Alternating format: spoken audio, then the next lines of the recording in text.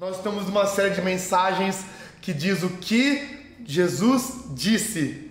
O que Jesus disse. Nós queremos falar sobre frases e sobre textos e sobre discursos de Jesus que podem ser aplicados na nossa vida hoje, podem ser aplicados na nossa existência hoje. Sabe, se você pudesse ter o Instagram de Jesus, se você pudesse seguir Jesus, imagina isso, que você segue Jesus e um belo dia Jesus abre lá uma caixa de perguntas, pergunte-me qualquer coisa. O que você perguntaria para Jesus? E o que nós estamos falando e propondo nessa série de mensagens online é o que Jesus responderia, quais são as respostas que Jesus dá nos momentos, qual que é a resposta que Jesus dá para as pessoas. E hoje eu quero falar sobre uma das frases de Jesus, na verdade uma das histórias, uma das parábolas de Jesus. As histórias de Jesus nos evangelhos são chamadas de parábolas. Então hoje eu quero falar sobre uma parábola de Jesus muito incrível que eu espero que possa tocar no seu coração, amém?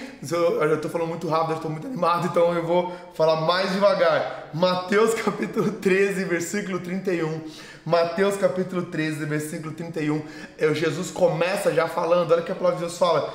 E contou-lhes outra parábola. Jesus estava falando sobre a parábola do joio e do trigo. E ele estava falando que o joio e o trigo crescem juntos.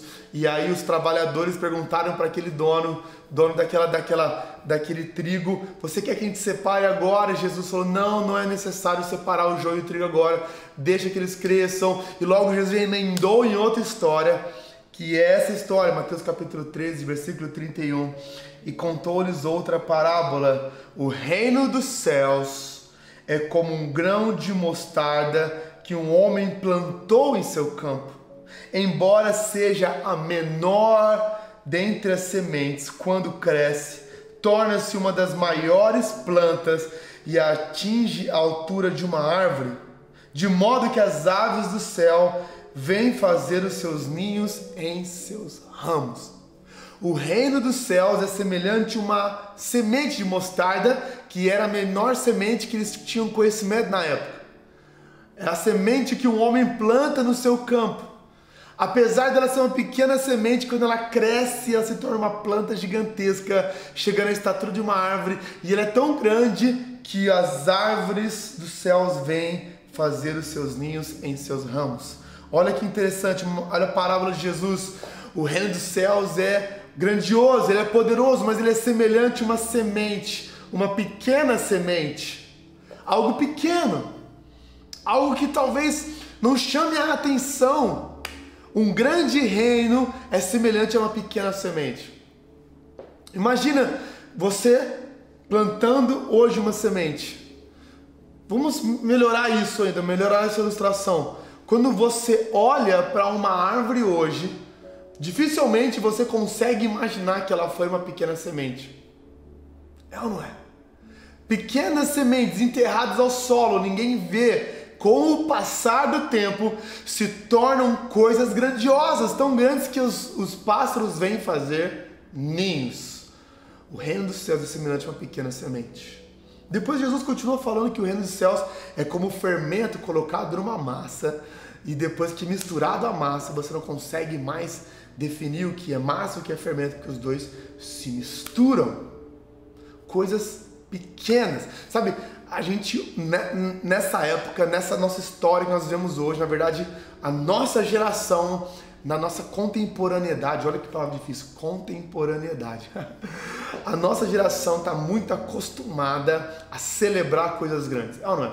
Nós amamos coisas grandiosas, nos chama a atenção, nós batemos palma, nós falamos, uau, olha que coisa grandiosa, olha que coisa linda, olha só esse show, tinham 500.000 pessoas, olha esse jogo tinha não sei quantas mil pessoas, olha esse cara é muito famoso, ele tem milhões de pessoas no seu Instagram. Nós estamos familiarizados com coisas grandiosas e nos chama a atenção coisas grandiosas, quer dizer, números grandes, pessoas muito famosas, grandes cifras financeiras.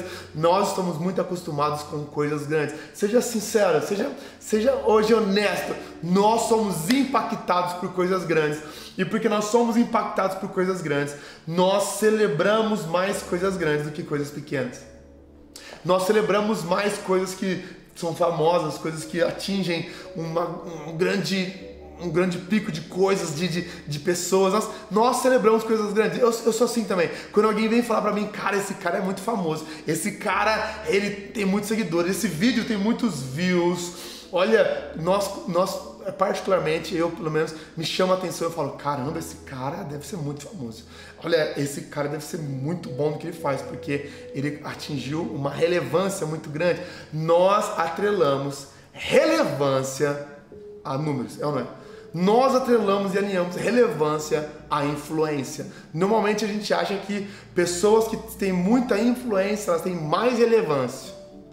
Eu não sei se você concorda comigo ou não, mas olha só, Jesus está deixando claro aqui que o reino dele é semelhante a uma pequena semente.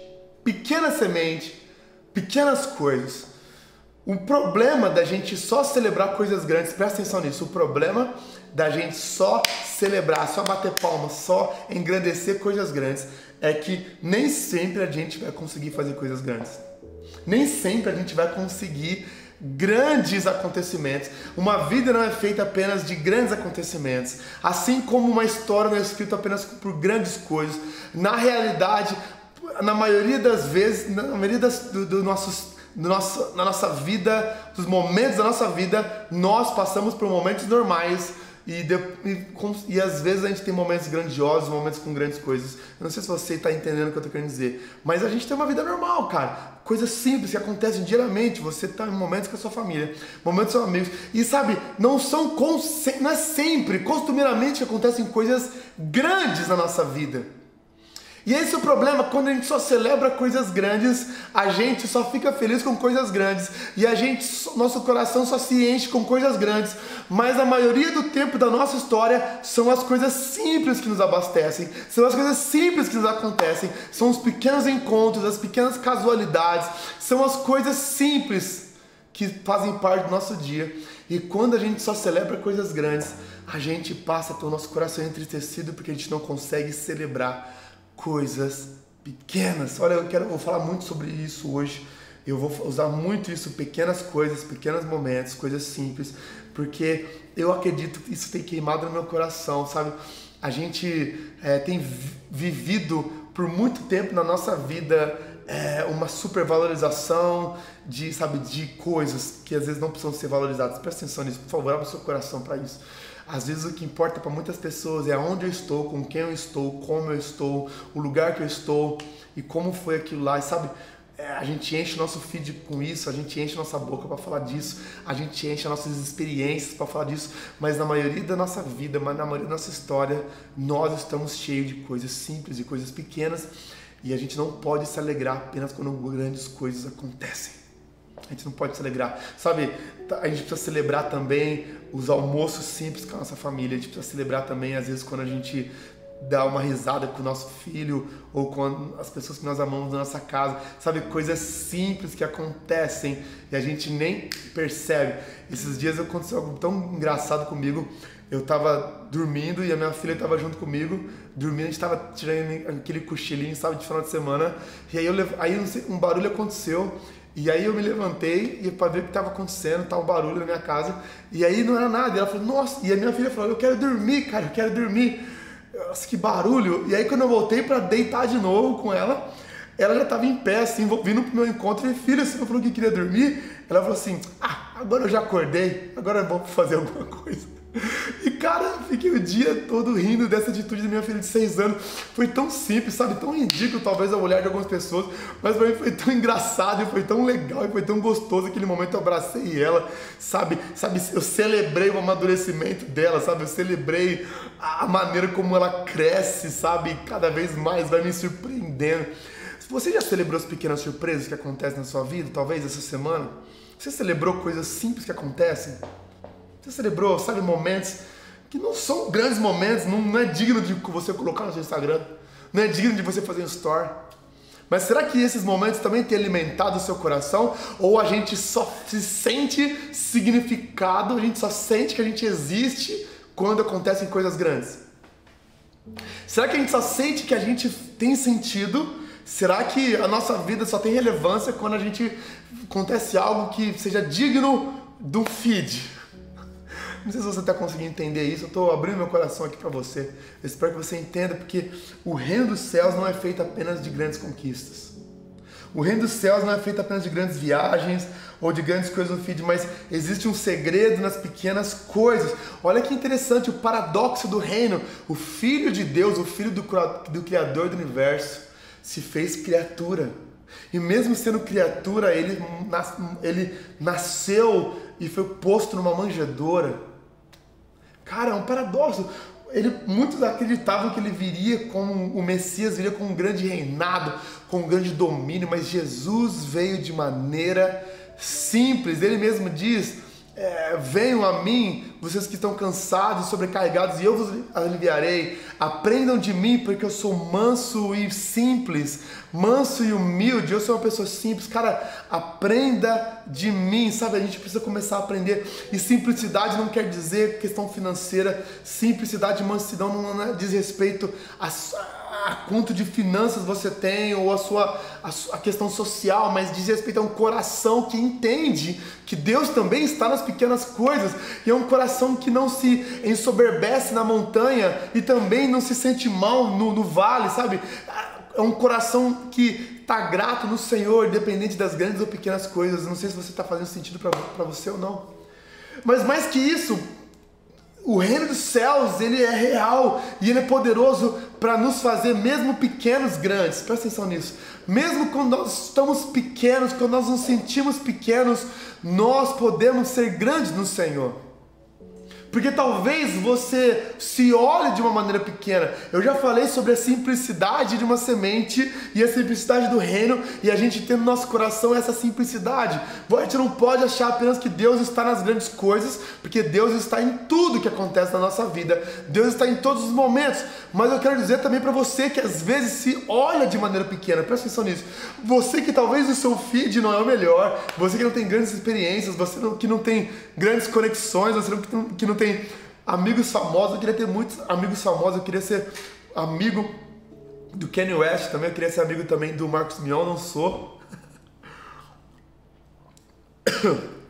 Engasguei, tá? Esse dia foi de engasgado. Eu vou até beber uma outra água. Fiquem tranquilos. Mas sabe, às vezes a gente pauta a nossa vida e a nossa história pelo que a gente fez. Olha só, presta atenção nisso.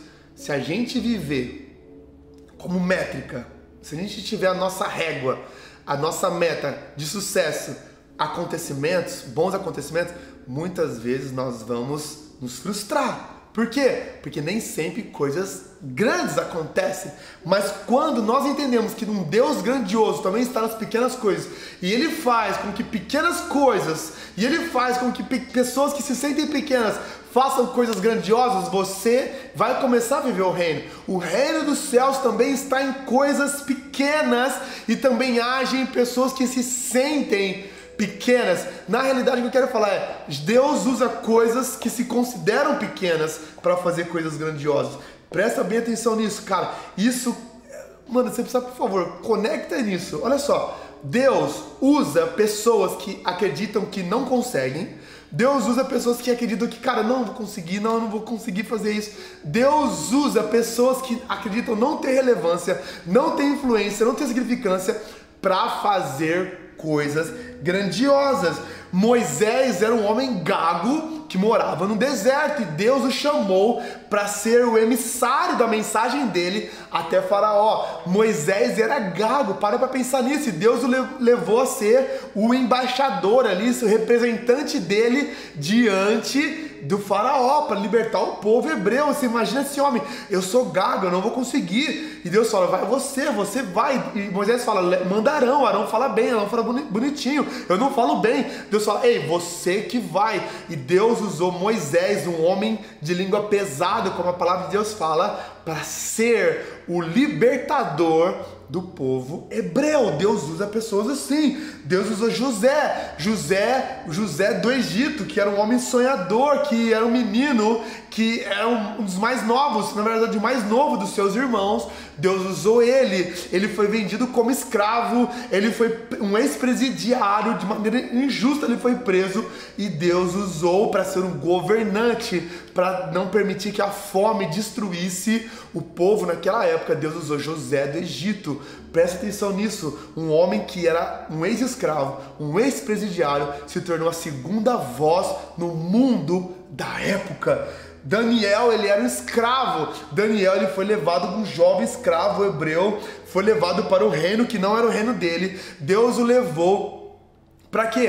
Para que ele fosse ali um profeta naquele lugar, e ele se tornou um dos homens mais sábios da época. Presta atenção nisso. Deus o levou, um rapaz que estava lá numa terra estrangeira, foi levado como escravo. Deus o usou para falar com 3 governantes, 3 gerações, 3 governos diferentes. Durante os 3 governos, ele permaneceu no seu mesmo posto. Esther era apenas uma mulher refugiada. Ela era uma mulher que não, ela não fazia parte daquele povo, e ela se tornou rainha. Ela era uma mulher muito bonita, mas Deus ainda fez com que os olhos do rei Assuero brilhassem para ela, e ela se tornou uma mulher que foi decisiva para o momento, para o povo de Deus não ser morto, não ser perseguido. Eles estavam sendo perseguidos, mas não foram mortos. Deus sempre vai levantar uma pessoa que não acredita no seu potencial para fazer coisas extraordinárias. A questão é, qual é a sua limitação hoje? Qual é a sua limitação? O que te limita? Talvez você fale, eu não consigo fazer isso. Olha, outros fazem, outros são famosos, outros são influentes, outros têm muitas qualidades, mas eu não vou conseguir. Deus fala para você hoje, qual é a sua limitação? Porque se você mostrar para mim a sua limitação, eu mostro para você o que eu posso fazer diante da sua limitação. O que eu posso fazer diante da sua limitação? Eu posso fazer através de você. Olha para Davi. Davi era um rapaz cuidando de ovelhas para o seu pai. Davi era o mais novo na sua casa, e olha só, Samuel foi ungiu o rei, e o pai dele, Jessé, colocou todos os filhos na sala, fez um belo do jantar, e pegou Davi e falou, Davi, vai agora cuidar de ovelhas, vai cuidar de ovelhas. Quer dizer, um homem de Deus, todo mundo sabia que o homem de Deus ia ungir um rei na família, e todo mundo se preparou. O próprio pai dele falou, você vai cuidar de ovelhas. Quer dizer, ele poderia falar, nossa, o meu pai não acredita em mim, o meu pai não acredita no meu potencial, o meu pai não acredita que eu possa ser um rei. Todos aqueles homens foram passando pelo crivo de Samuel, os bonitos, os crossfiteiros, os que falavam 2, 3 idiomas, os com pós-graduação, doutorado, e Deus falava, não é esse, não é esse, não é esse. Aí Samuel fala, aonde? Você tem mais algum filho? Tem mais algum filho? E Jessé lembra, tem mais um filho, Davi, tá cuidando de ovelhas. Quando Davi chegou na casa, cara, eu amo essa cena, eu faço na minha cabeça todos os momentos. Quando Davi entrou na sua casa, Deus falou, é esse o meu rei, é esse meu rei. Todos os bonitões, todos os caras de terno Armani bonitões lá na sala, mas Deus fala, rei Samuel, este é o meu rei, porque você olha pela aparência, mas eu, Samuel, olho o coração.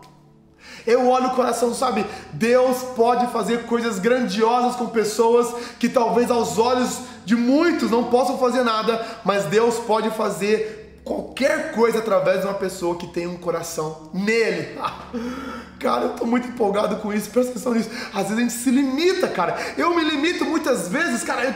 Na minha vida eu lutei por muito tempo contra o complexo de inferioridade, sabe? Eu me achava o pior, eu me achava que eu não ia conseguir. E Deus, uma vez eu fui confrontado por essa palavra e confortado por ela. Deus falou pra mim, Pedro, eu posso fazer qualquer coisa se você tiver o seu coração em mim. Se você tiver o seu coração em mim, um grande Deus pode fazer coisas grandiosas através de pessoas que têm um grande coração, cara.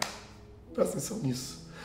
Deus pode fazer coisas grandiosas. Um Deus grandioso faz coisas grandiosas no coração de pessoas que, sabe, tem Ele, cara. Presta atenção nisso, por favor.